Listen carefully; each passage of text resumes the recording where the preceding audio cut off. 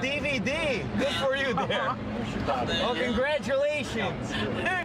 Check out this part of the DVD. It's great. These are the scenes that we didn't use. Here we go. These are the scenes we didn't use, but we didn't need to use them. That's why they're not in the movie.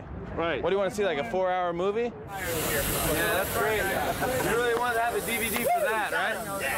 That's in Dolby sound, surround sound, that hiss. I'm gonna bring in that. Now listen, it's gonna come out of your left speaker. Now it's gonna come out of your right speaker. Now you're back rear. Now you're not. Don't think dirty now. Now you're back left. Now subwoof. That's your sound system. Aren't you happy you got the DVD for this? A tire hissing. You wasted 20 bucks.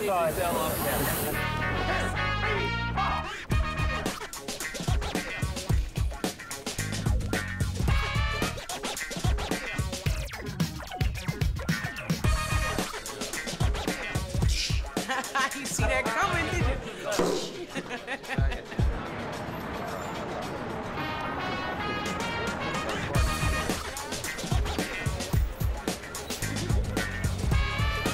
Sorry about that.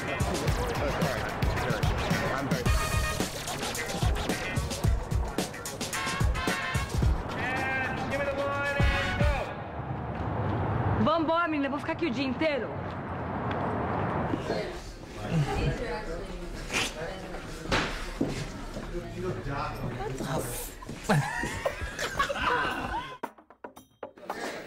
You got a huge laugh, by the way, that guy. Yeah. What's up? Didn't think I saw you there. I did, though. What's up, man? What's up?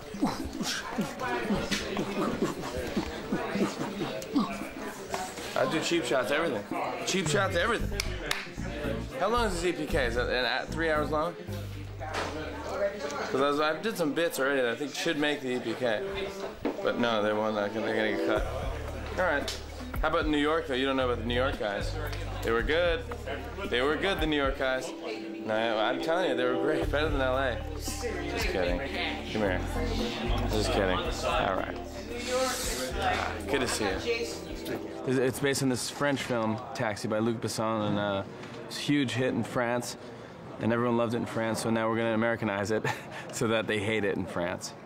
So, but I think we did. I didn't look at it. I didn't watch the first one because I didn't want anyone saying, hey, you didn't do the scene where Carlson gets the, you know, or you didn't, remember that scene? I don't want to be compared to anything, so I just wanted to kind of just have fun and just make our own movie and trust Tim Story's direction.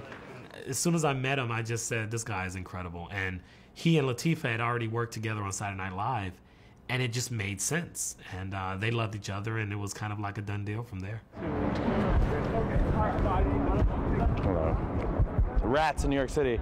Very friendly, very big. Very friendly, very big rats in New York City, but it's all right. Watch out, watch out, watch out. It's a rat, it's a rat, it's a rat. Get him out. Ah! Sorry, I blew his eardrums out. Jimmy Fallon and I have definitely become buddies. We have a blast. We have a good time. It's hard. We knew from the beginning we would waste a lot of film. And when I say that, it's because it's very hard to keep a straight face when you're dealing with Jimmy. I'm looking for a blue BMW, 5 women in it. But the driver, she kind of ugly to me. Is that Mario? Yeah. Hey, Mario, what's up? It's Washburn. How are you? You're kidding me. That's hilarious. You idiot. So, yeah, we had to cut a few times, you know. Take 8, take 9, take 10. We talk. Is that Mario? No, you gotta return that blockbuster, you idiot! Who's gonna pay the late fee for that? It wasn't even that good of a movie, Ice Age. Bye. I think if you watch the movie, you could see what's ad-libbed and what's in the script. I always love ad-libbing myself. That's my favorite thing, because it's always what's happening in the moment. And Saturday Night Live is very fun that way. That's the way everyone talks, and we can kind of just improv with each other. There was a lot of ad-libs that I had to kind of just let him do his thing, as well as Latifah. Just let them kind of play, and I just find that the magic with some of these comedies comes out of that, you know? I like it, I like it, I like it a lot. I like it, I like it, I like it a lot. At first I didn't know if I liked it or not, but now I like it, I like it, I like it a lot. I said I like it. This guy's director, Tim Story, is great just to let me do that and to just ad-lib and be silly and You know, if I want to talk and make a different accent or just be a gay man for a second, I can just do that. Hi, this taxi's crazy. Hello, hello, hello. I'm still talking. How you doing? Oh, but Gisele? Yeah, yeah. Yeah, no, we don't worry about Gisele or anything. Seriously, worry about what everyone should be really worried about, honestly. It's a cry for help. I didn't get as much love when I was a kid. I had no father. I love you. I love you, Cameron. Like, whose chair is this? What chair is this? Stephen Cashman. What the fuck is that? What is that? What the fuck is that thing there for? It should be moved and put in a closet somewhere in a storage facility. For me, it's a challenge to hang with a comedian because they're so improvisational. But if there's one thing I have is a sense of humor. So, and I try to listen. So, I can roll with it, generally. You looking at you? You know what? I'm away from you guys. They're sick, they're demented, and if I stay there too long, they keep pulling and touching on me. She's beautiful. She's funny. She can act. She rolls with you. You know, if you give her something, she'll roll with it, and she's quick. You know, you can't really ask for more. She's like perfect. Buckle up for safety, mother. Buckle up for safety, mother. Buckle up for safety, mother. Buckle up for safety, motherfucker. I ain't no cop. I'm a New York City cab driver, Yeah, yeah.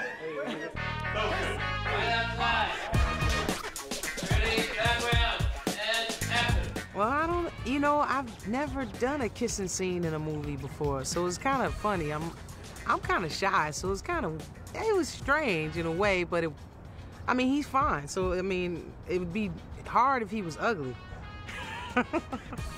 But he is not ugly at all, you know? And, the first time we kissed in one of our scenes, he was like, you got some soft lips. I knew I had him. I knew it was over. It was over from that point on. Then I just started taking advantage of him. Throw a little extra on it. Just, leave the vision of Latifah in his mind. Forget about Belle. This is about Henry and no. Nah.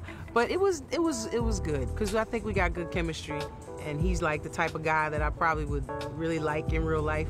You know what I mean? And he's a pretty good kisser too, and he's got some soft ass lips himself. So I had no problems shooting that scene again and again and again. And I think I might have requested a couple takes myself. Yeah, I think we just needed to get it just perfect. I'm curious to know what Latifah said about the kissing scenes. But they're pretty good. I don't know if I should say it, but she's a great kisser. She's very good. We do have good chemistry.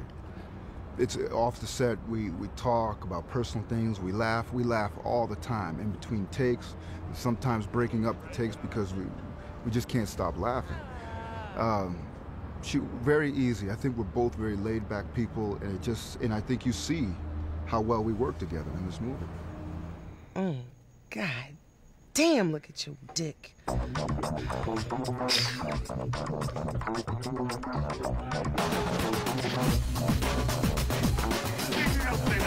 Sorry, that was my version of what I really been wanting to say for the whole time.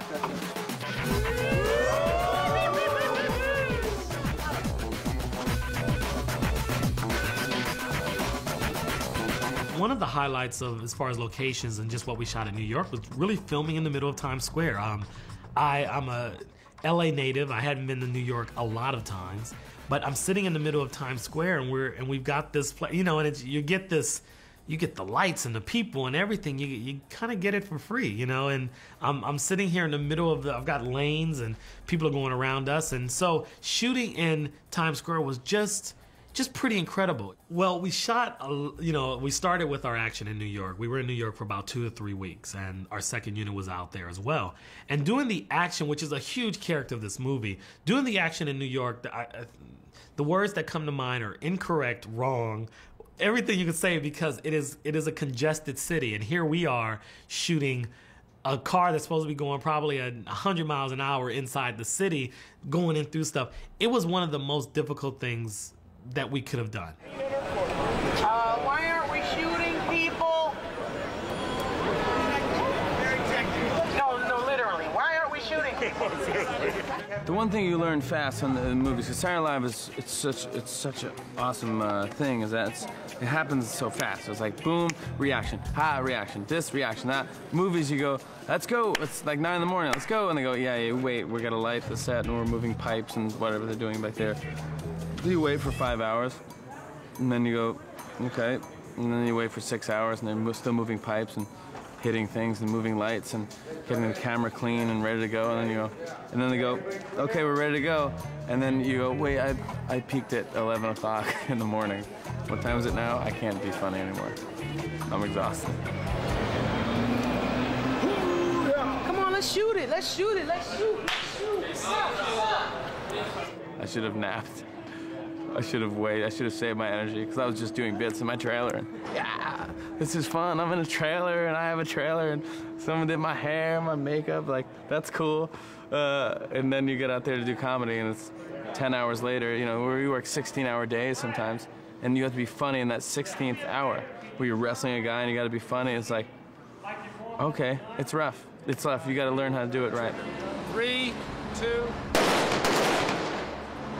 Yeah, Vanessa is completely different than me because first of all, I wouldn't say she's a bitch. I mean, yeah, maybe she is a bitch a little bit.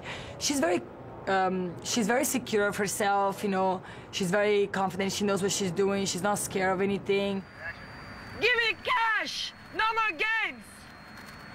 I've been modeling for, 9 years, gonna be now, and I'm 22 years old, so I just figure like, as long as, I can do this modeling business, for another 2-3 years, I think, because after you do something for 9 years, like if you eat pizza every day, you get tired of it, you know what I mean? Then they offer me this part, and then Luc Besson called my agent and say, we're gonna make her to be Brazilian, and I never had really an interest of being in a movie or anything, like it's not something I thought of before. So I just thought like, well, if she can be Brazilian, and if I don't have, it's a very small role, they explained to me, it's very easy for you because we made her to be Brazilian so you can play her or whatever. So I was like, cool, I do this, but it's, I'm not an actress, I'm just like someone that likes to have fun in life and likes to be challenged, and this to me is a challenge and it's fun, and here I am. Skank. I have a lot more respect for actors than I ever did before because there's like, 40, 50 people around you, and then you have to like, and you're inside a car and you're not really driving, but you gotta pretend you're doing something. You pretend you're talking to somebody, you pretend somebody's moving, but they're not even there. So it's kind of like you have to be a bit crazy, I think. One of the characters in the movie is definitely the taxi. Tim and I, in our very first conversations about the taxi, both agreed that we wanted to come up with some sort of a cab that was the kind of car that a kid would see and say, I want that car. I want to buy that Matchbox. But at the same time, we also wanted to make sure that the car wasn't too fantastic so you wouldn't think that Belle's character could have created this. She's supposed to have been working on it for 5 or 6 years and certainly has spent some time with it, so we knew that we could get somewhat elaborate, but again, we had to make sure that whatever this car transformed into, in that transformation process, it didn't seem unbelievable that Queen Latifah's character could have created it in her garage in Brooklyn. Through a number of illustrations and quite a lengthy process, we arrived at the cab you'll see in the movie. All the taxis in Manhattan, and I do mean all 12,560-something taxis, are all Crown Victorias. And it's only in the last 4 or 5 years that they've all become Crown Vics. Before that, there were some Chevys peppered in there and a few Dodges. But ultimately now they're all Crown Vics. So we started with the Crown Vic, and looking at the Crown Vic, we asked ourselves, what other cars does Ford have in their design line that resemble the Crown Vic that are in a muscle nature? And the first car that came to mind was a Mustang.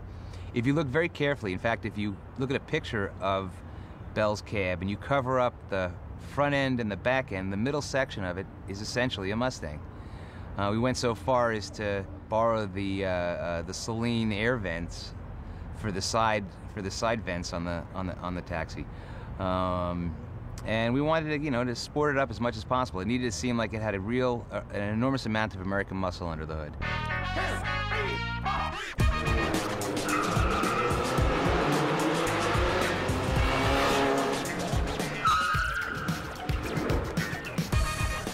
To keep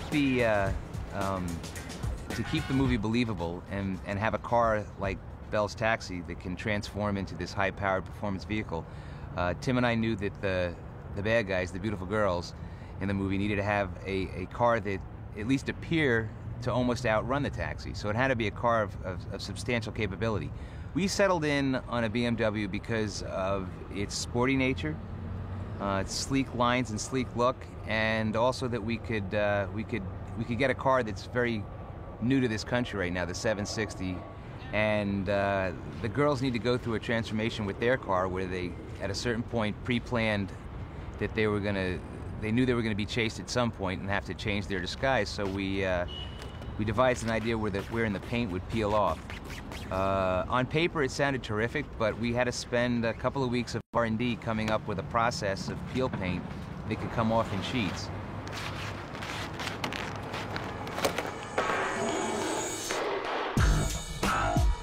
We did double a lot of stuff in LA because at the end of the day, we needed to have scenes where you could actually close down a street and take 40 other cars and choreograph this action. And it really made it difficult to do it all in New York. But what we've done is kind of centered a lot of these specific pieces in New York, and then we went out in LA, downtown LA, and did more of the stuff to complete the action.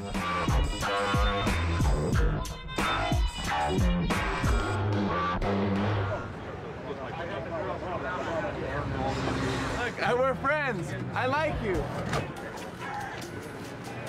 There's this one piece of equipment they use called the Russian arm, which apparently there is a Russian, I think it was a physicist, or I don't know what it was, he's some Russian scientist or whatever the case may be, and he created this thing called the Russian arm, and it basically locks on top of a vehicle, and it pretty much it's like having a Steadicam on top of a car.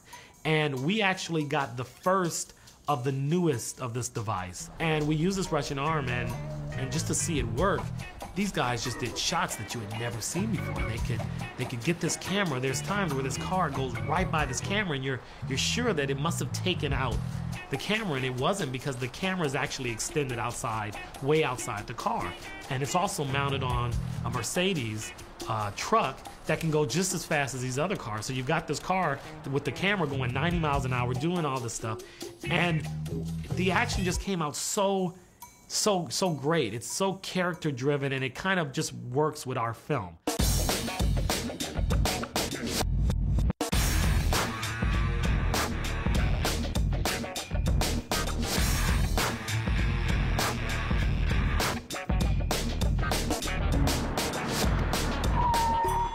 If you got music in your blood, you got rhythm in your blood. And sometimes things are about timing, and you manage to catch this flow that some people who don't have that, it's hard for them to do. Okay, here's the plan. Okay, I need you to boost me up to that fire escape. When I make a pigeon sound, Look, stop. Just stop. Calm down. Cable! My impression of Tim is, he's not watching me, he'll say something like, he's famous for saying, let's do one more. Let's do one more. Jimmy, that was great. Let's do one more like that. Okay. And let's do one more. Keep going. And one more. And here we go. And one more real quick. One more real quick. That was great. One more, just like that, Jimmy. Okay. Here we go. Let's try one more. Let's do one more. No, why not? Let's do one more. Why not? And then he also goes, all right, you come over here, and you're like, la, la, la, la. Then she go over here, and she's like, la, la, la. And then you come in and say, hey, la, la, la. You know what I mean? Oh, yeah, you go. I'm trying to knock it over. Right. Yeah. And if I actually took that direction, the movie would be like, la, la, la, la, la, la, la, la, la, la. He's great guy. And he gets the comedy out, and just, he's always in a great mood. He puts everyone in a great mood. I mean, everyone's happy here, you know? Stupid. It worked, right? Yeah, it's good. That's great, man. Great. Almost the end. The end of the beginning, that is.